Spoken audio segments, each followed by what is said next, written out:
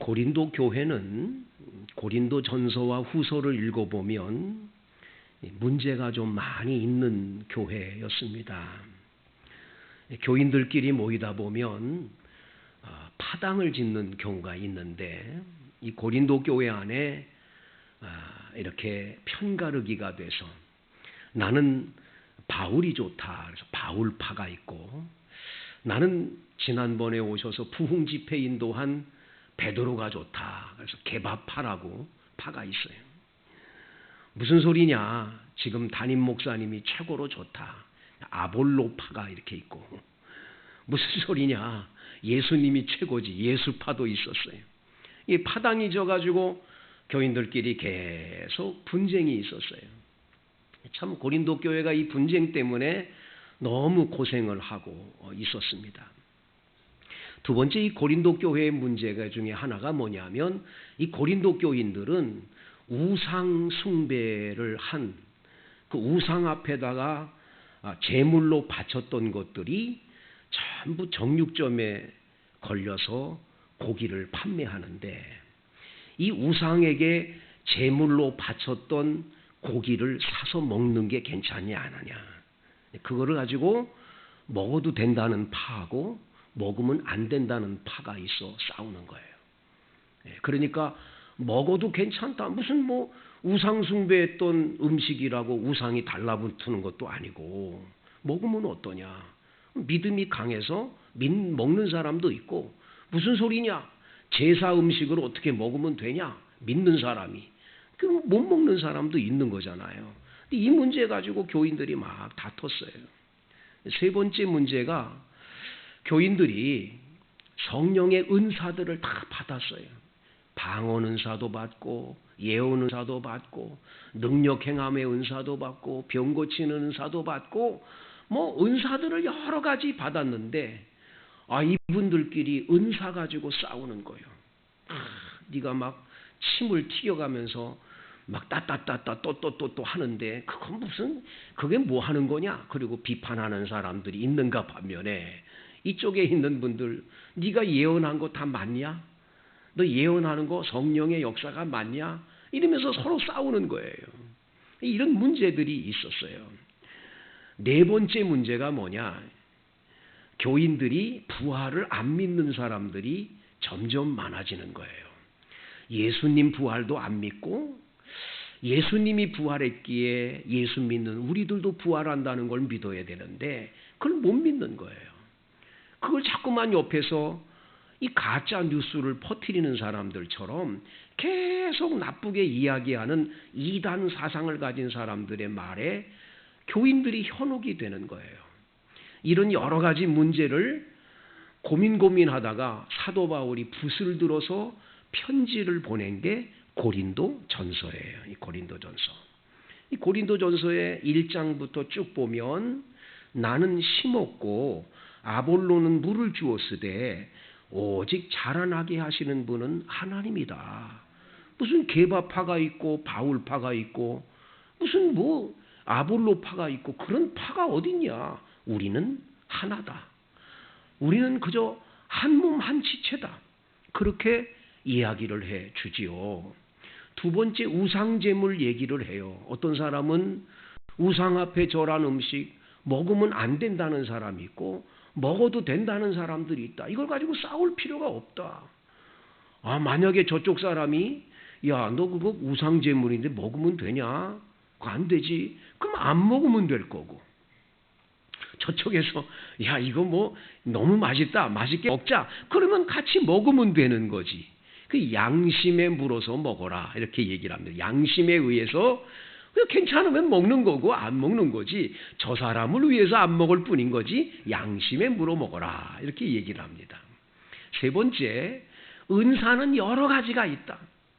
어떤 사람에게는 방언의 은사를 주지만 어떤 사람은 예언의 은사를 주고 은사가 다 각각이다. 근데 이 은사를 각각 주는 건 왜냐? 예수님이 머리고 우리가 다 각자 지체가 돼서 하나님의 영광을 위해 일하도록, 어떤 사람은 입의 역할, 어떤 사람은 코의 역할, 어떤 사람은 귀의 역할에서 모두가 다 한 몸을 이루어 교회를 섬기라고 각 사람에게 은사를 준 거니까 그 은사 가지고 싸우면 안 된다. 가장 좋은 은사가 뭔 줄 아니? 그래서 고린도전서 13장에 사랑의 은사가 최고라는 걸 이야기해 주는 거예요. 이제 마지막으로 이 고린도전서 15장에 와서 부활을 믿지 않으니까, 예수님 부활을 안 믿으니까 이제 바울 사도가 부활을 못 믿으면 되냐? 부활을 믿어야지 하고 이 편지를 쓰는 겁니다. 3절, 4절 다 같이 읽습니다. 내가 받은 것을 먼저 너희에게 전하였노니 이는 성경대로 그리스도께서 우리 죄를 위하여 죽으시고 장사 지낸 바 되셨다가 성경대로 사흘 만에 다시 살아나사. 예수님은 십자가에 못 박혀 죽은 것은 그냥 막 그렇게 뭐 함부로 붙잡혀서 이렇게 예수님이 이렇게 범죄자가 돼서 돌아가신 게 아니라 성경에 이미 예언되었어요. 예언되어 있어요. 구약 성경에 예수님이 다 예언된 그대로 성경대로 죽으셨어요. 아멘입니까? 두 번째가 뭐지요?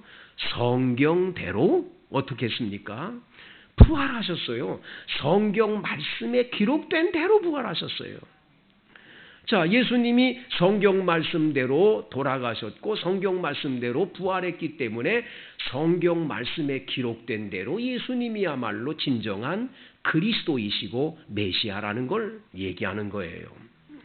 그리고 이 예수님이 부활하셔서 게바에게 보이시고 5절에 보니까 게바에게 보였다.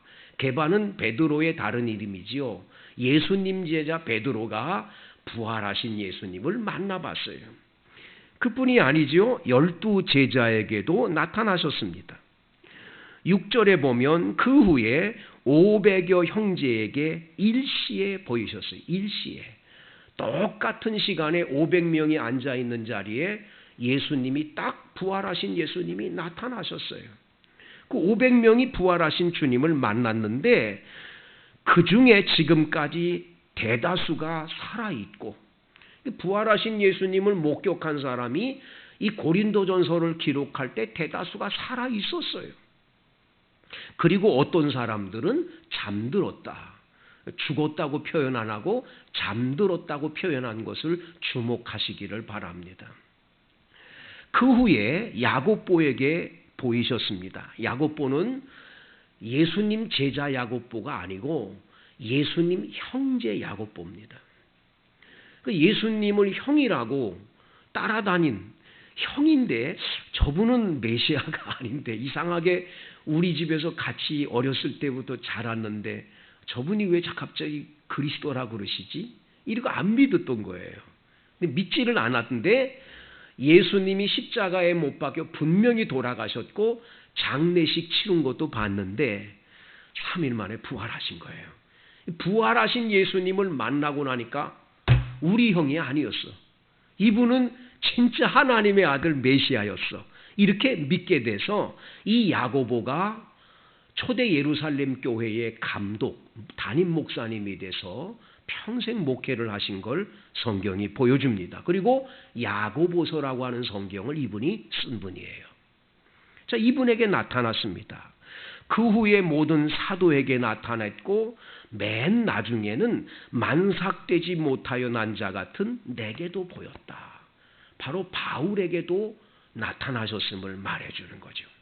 그래서 이렇게 부활하신 예수님을 만난 분들이 많았어요.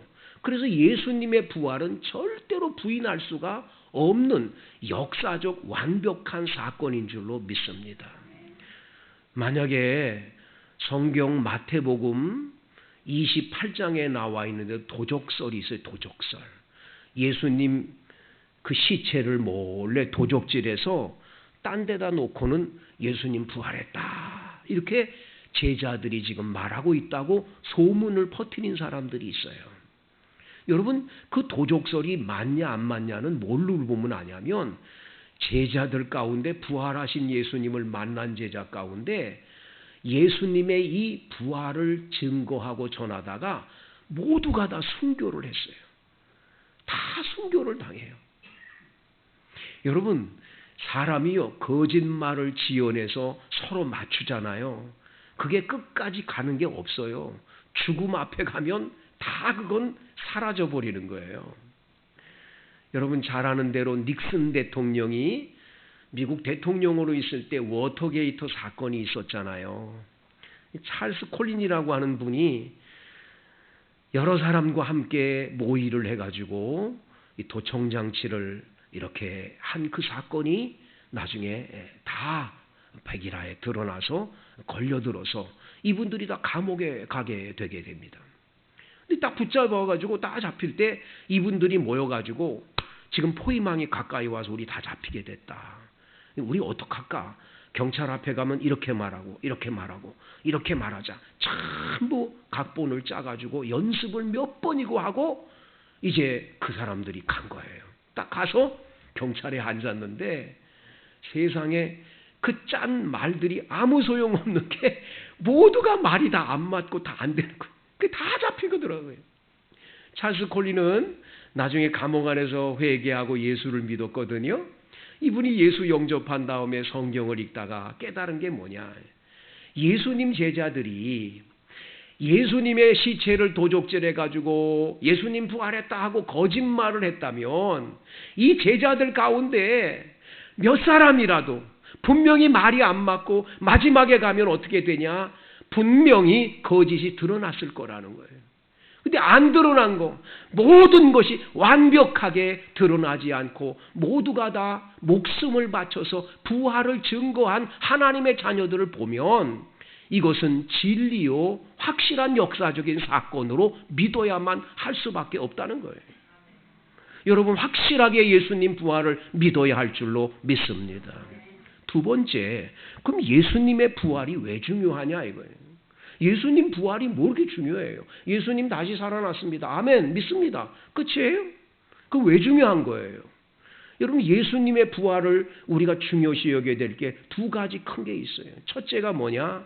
로마서 10장 9절을 보세요. 로마서 10장 9절에 보면 만일 우리가 예수 그리스도를 주라 시인하며 예수님을 주님이라고 시인하고 그를 죽은 자 가운데서 다시 살리신 것을 믿으면 구원을 받으리니 너희가 마음으로 믿어 의에 이르고 입으로 시인하여 구원에 이르느니라. 예수님 부활한 걸 믿어야 구원받는 거예요. 이거 못 믿으면 구원은 없는 거예요. 그렇기 때문에 예수님 부활 사건을 믿는 건 너무 중요한 것. 흔들리면 안 되는 거예요. 두 번째 중요한 건 뭐냐? 예수님이 부활했기 때문에 예수를 믿고 따르는 우리들도 죽었다가 다시 부활한다는 걸 믿는 거예요. 아멘입니까? 이걸 못 믿는 사람들이 많은 거예요. 그래서 오늘 바울 사도가 이 고린도전서 15장 12절부터 계속 얘기하는 게 뭐냐? 만일이라는 단어를 써요. 만일 이런 말을 계속 쓰면서 예수님 부활이 없다면, 예수님이 다시 살아나지 않았다면 모든 게 헛것 아니냐 그 얘기를 하는 거예요. 12절 다 같이 읽습니다. 시작. 그리스도께서 죽은 자 가운데서 다시 살아나셨다 전파되었거늘 너희 중에서 어떤 사람들은 어찌하여 죽은 자 가운데서 부활이 없다 하느냐. 부활이 없다라고 말하는 사람들이 있다는 거예요. 있다는 거예요. 예수님이 죽으셨다 부활했는데 왜 죽은 자의 부활이 없다고 말하냐. 그건 잘못이라는 거예요. 두 번째 13절 만일 죽은 자의 부활이 없으면 그리스도도 다시 살아나지 못하셨으리라. 예수님 다시 살아나지 못하셨어요. 예수님 다시 살아날 이유가 뭐예요? 예수님이 부활하셔서 예수를 믿고 구원받은 백성들이 다 뭐예요? 부활한다는 거예요. 부활한다는 건. 나도 부활한다는 거예요. 이거 예수님이 보여주신 거예요. 너희들 나를 믿으면 죄사함 받아. 내가 너희를 위해서 대신 십자가에 못 박혀 죽었거든. 너희 죄사함 받고 이젠 지옥에 들어가지 않고 영생 얻게 됐는데 내가 3일 만에 장사 지낸 지 3일 만에 다시 살아난 것처럼 너희도 다시 살아날 거야. 이걸 보여준 사건이에요. 이걸 못 믿으면 곤란한 거예요. 14절 그리스도께서 만일 다시 살아나지 못하셨다면 우리가 전파하는 것도 헛것이요 또 너희 믿음도 헛것이요. 헛된 거예요. 열심히 전도해서 예수 믿으세요. 예수 믿으세요. 그 예수 믿으라고 그래 놓고는 그 왜 믿는 건데?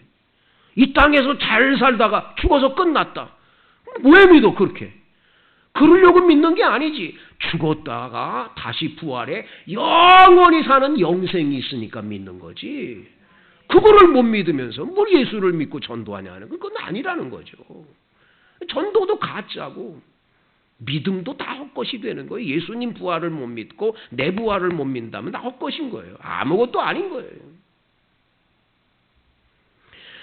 15절 또 우리가 하나님의 거짓 정인으로 발견되리니 우리가 하나님이 그리스도를 다시 살리셨다고 증언하였음이라. 만일 죽은 자가 다시 살아나는 일이 없으면 하나님이 그리스도를 다시 살리지 아니하셨으리라. 여러분 우리들이 부활한다는 것이 없다면 예수님 왜 하나님이 살리셨겠어요? 예수님 살리신 것은 분명히 우리들도 부활한다는 걸 분명히 나타내 보여주시는 거거든요. 여러분 이거 확신하셔야 돼요. 흔들리지 않아야 될 줄로 믿습니다. 많은 분들이 이걸 자꾸 흔들려요. 정말 이렇게 절망스럽고 소망 없는 가운데 내가 이렇게 살아가는데 죽고 싶다. 죽으면 다 끝나는 거 아닌가. 여러분 마귀란 놈은 죽으면 다 끝난다고 자꾸 유혹을 하지요. 우리들 다 뭐예요? 이 코로나19를 지금 이 팬데믹 돼 가지고 지금 전 세계 모든 사람들에게 제일 많이 팔리는 것 이 약이 두 가지가 있대. 두 가지. 뭔 줄 아세요? 하나가요 불면증 약이 불면증 약. 사람들이 잠을 못 자는 거예요. 낮에도 자꾸 밤엔 잠이 안 오겠지요. 낮에 나가서 그냥 돌아다니면 사람들 만나고 막 피곤해야 자는 건데 맨날 그냥 사람 만나는 게 두려우니까 나가지도 못하니까 잠도 잘 안 오겠죠. 근데 이게 불면증이 와가지고 불면증 약이 그렇게 많이 팔린다는 거예요. 두 번째가 뭐예요? 사람들이요 우울증에 걸리는 분이 그렇게 많다는 거예요. 다 우울증에 걸려가지고 죽고 싶다. 세상 살맛 안 난다. 살아서 못하나. 다 그런 생각 갖게 만드는 거예요. 여러분 예수님이 부활하셨다는 건 우리에게 이 땅에 사는 동안에 우리들의 삶에 소망을 주시는 거예요. 돈이 좀 없고 가난하고 배우지 못했고 남들처럼 뛰어나지도 못했고 모든 것에 열등의식이 쌓여 산다. 여러분 예수 믿는 사람은 그런 거 아니에요. 우리는 영원히 살고 우리는 부활해서 영원히 사는 하나님의 사람들이니까 이 땅에 사는 동안 좀 없고 힘들고 그런다고 이게 다가 아니거든요. 그렇다면 우리 절망하면 안 되죠. 소망을 가져야죠. 희망을 가져야죠. 잘 된다는 믿음을 가져야죠. 하나님이 역사할 걸 믿어야죠. 그 믿음 없으면 우리가 왜 삽니까, 여러분? 그래서 예수님 부활은 우리에게 소망을 주시는 게 소망. 절망 중에 엠마오로 내려가는 제자에게 찾아가서 얘들아 내가 부활했는데 왜 그렇게 절망스러운 얼굴로 슬픈 기색으로 가니? 아니라는 거야. 아니라는 거야. 소망의 주님 바라보시게 되기를 바랍니다. 여러분 언제 제가 한번 설교의 예화를 들었던 정문술이라고 하는 분 계시잖아요. 정문술 씨. 그분이 사업을 하다가 쫄딱 망해버리셨어요. 너무 망하니까 살고 싶은 생각이 없으신 거예요. 그래가지고는 고등학생 딸아이한테 소주 좀 사와라. 수면제도 많이 모으자. 수면제 모으고 소주 한 병 들고는 그 뒷산에 올라가서 소주와 함께 그거 맞고 죽으려고 간 거예요. 근데 가서 이제 막상 막 입에다가 약을 털어놓고 죽으려고 그러는데 고등학생 그 딸아이가 막 울면서 아빠, 우리 한번 죽기 전에 내 친구가 나가는 교회 아빠 한번 나가볼래? 교회 한 번만 나가고 아빠 우리 죽음 결정하면 안 돼? 그리고 막 우는 거예요. 이 딸아이가 불쌍해서 약을 털어놓으려고 그러다가 그래 그럼 교회 한번 가보자. 그날이 수요일 날이었어요. 수요일 저녁 예배에 참석했어요. 수요일 저녁 예배 딱 참석했는데 그날 목사님의 설교가 뭐냐? 욥의 이야기를 하는 거예요. 욥은 다 없어졌어. 아들 다 딸들도 죽었어. 재산도 다 없어졌어. 근데 어쩜 그 얘기가 자기 얘기예요. 자기 얘기. 그 설교하는 시간에 내내 꺼이꺼이 울었어. 어쩌면 내 얘기를 저렇게 하냐. 그런데 욥은 회복이 됐다는 거예요. 하나님을 붙잡으니까 갑절로 복을 받았다는 거예요. 그게 설교의 결론이에요. 정물수 씨는 그날 너무 울었어. 울면서 그래 내가 예수 한번 붙잡고 다시 살아보자. 소망을 갖게 되는 거예요. 여러분 나중에 이분이요 다시 기업을 일으켜가지고 얼마나 많은 하나님의 복을 받았는지 하나님이 주시는 물질의 엄청난 복을 가지고 저 카이스트에 몇백억을 희사하고 하나님께 영광을 위해서 얼마나 좋은 일을 많이 하고 사는지 모르는 거예요. 여러분 우리 절망하지 않아야 되는 건 예수님이 부활했잖아요. 예수님에게는 모든 절망이 희망으로 바뀌는 거예요. 믿습니까? 절대로 절망하면 안 돼요. 낙심하지 마세요. 여러분 부활하셨어요. 그래서 예수님 부활하셨습니다. 그 부활은 나의 부활이기 때문에 분명히 여러분과 저의 삶에도 놀라운 소망의 역사가 나타나게 될 줄로 믿습니다. 여러분 오늘 성경 마지막 부분을 보세요. 19절을 다 같이 읽습니다. 만일 그리스도 안에서 우리가 바라는 것이 다만 이 세상의 삶뿐이면 모든 사람 가운데 우리가 더욱 불쌍한 자이라. 여러분 이 세상이 다입니까? 얼마나 희망 없습니까? 이 세상이 다라면 그리고 죽음으로 다 끝난다면 얼마나 절망스럽습니까? 여러분 아니에요. 죽음 이후에 영원히 사는 영생이 있어요.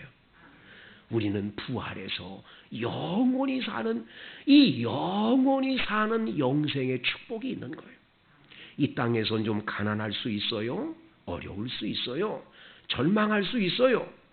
이 땅이 다가 아니에요. 그래서 예수님 끝까지 붙잡으면 이 땅에서의 고난은 저 세상에 가면 다 보상받는 거예요. 그건 다 걱정할 게 아니에요. 이건 한날 꿈과 같이 다 지나가게 되는 거예요. 그래서 예수님의 이 부활은 우리에게 정말 영원한 소망과 희망을 주기 때문에 가장 행복한 거예요.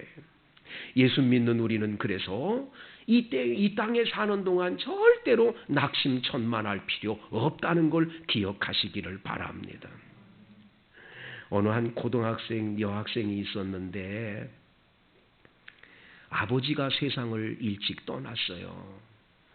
홀어머니하고 딸하고 둘이 사는데 삶이 어려우니까 한 남자분을 만났는데 그 남자분은 아내가 죽고 외동 아들을 데리고 사는 남자예요. 그래서 두 분이 결혼을 했어요.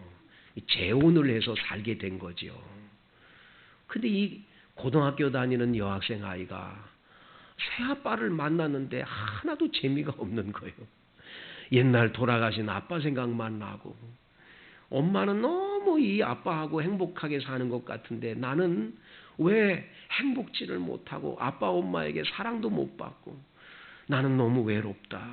고등학교 2학년 아이가 자꾸 우울증이 와서 죽고 싶은 거예요. 공부도 하고 싶지도 않고 죽어야 되겠다. 그 생각만 했어요. 근데 이 여학생은 예배당에 다니는 교회 다니는 아이니까 교회 다니는 사람인데 죽으면 안 되지. 자살하면 안 되지. 늘 그 생각을 했대요. 그런데 어느 날 우연하게 엄마 방으로 갔는데 엄마 방에 가보니까 엄마의 일기책이 거기 있는 거예요. 일기책을 열어봤더니 엄마가 일기를 써놨는데 이럴 줄 알았다면 딸하고 둘이 살걸. 난 너무 외롭다. 내 마음을 알아주는 분이 하나도 없다. 그렇게 거기 써놓은 거예요. 그 일기를 읽는 순간에 얼마나 눈물이 나는지 엄마도 이렇게 외로웠구나. 엄마는 저 새아빠 만나서 행복한 줄 알았더니 그게 아니었구나. 근데 여러분 이쪽 편에 보니까 이번에 새아빠의 일기장이 있어. 새아빠 일기장을 보니까 세상에 삶의 무게가 너무 힘들다. 이럴 줄 알았으면 혼자 살걸. 거기도 그렇게 써놓은 거예요. 새아빠도 절대 않고 행복한 게 아니었어요. 가족들 모두가 다 힘든 거예요. 삶의 무게가 너무 힘든 거예요. 다 힘들어서 살았던 거죠. 주일날이 됐습니다. 오늘 같은 부활절날 예배를 끝내고 이 아이는 부활절 계란을 오늘도 우리 여전도 회장님이 계란을 준비해 놨거든요. 계란을 여러분들 드릴 건데 그 계란을 나눠주는데 아유 2개만 더 달라고 우리 집에 아빠 엄마도 갖다 드릴 거니까 이게 다 얻어가지고는 집으로 가가지고는 거기다가 이 사인펜으로 글을 썼어요. 아빠 삶의 무게가 너무 힘드시지요. 예수님이 부활하셨어요.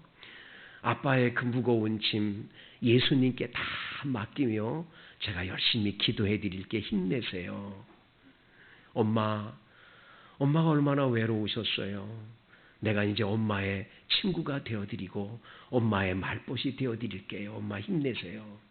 다 그걸 계란 하나에 쓴 거예요. 오빠, 나는 오빠를 만나 너무 고마워. 오빠는 너무 멋지게 생기셨어요. 저녁에 모인 자리에서 계란을 나눠드리면서 자기의 얘기를 쭉 나눴어요. 나는 너무 외로웠다고 힘들었다고. 부활하신 예수님을 만나고 나는 행복하다고. 아빠에게 이거 드린다고, 엄마에게 드린다고 계란을 받았는데 그 계란에 써있는 글을 읽는 순간에 아빠가 얼마나 눈물이 나는지 막 꺼이꺼이 새아빠가 우는 거예요. 엄마도 우는 거예요. 온 집안이 눈물바다가 된 거예요. 그 집에 절망하고 낙심하고 서로에게 참으로 힘들었던 그 가정들이 부활하신 예수님이 그 자리에 올 때 변화가 오는 거예요. 여러분, 예수님 부활하셨습니다. 그리고 그 부활하신 예수님은 다른 데 계시지 않습니다. 여러분과 함께 계시는 임마누엘 아멘인 줄로 믿습니다.